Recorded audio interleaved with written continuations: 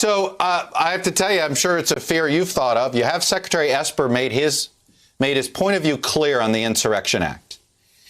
He gave an order yesterday to remove some Army personnel from Washington, D.C., only to have the commander-in-chief order him to reverse that order. And he did. I feel like there is a possibility here of a president giving an order to either Milley or Esper that they may feel uncomfortable carrying out. It feels like we are in some uncharted territory.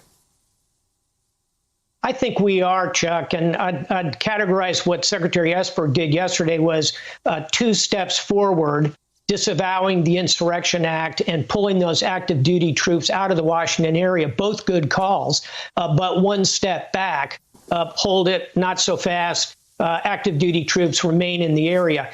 I don't think that second order is warranted. There's nothing I can see as a military professional that would lead me to believe we need active duty troops in Washington, D.C.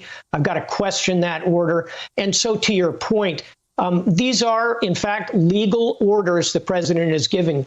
They're ill-advised. Yep. And he ought to rely on the advice of his secretary and his chairman of the Joint Chiefs. I am fairly confident they're advising him not to go in this direction. Let's hope he listens. Right.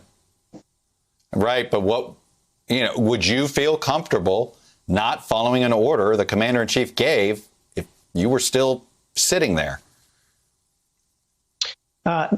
Every senior military officer knows very well what I'm about to say, which is that if it is a legal order, you have 2 choices. One is to obey it, and the other one is to take the 4 stars right off your shoulder, put them on the table, and say, my service to the nation as an active duty officer is done.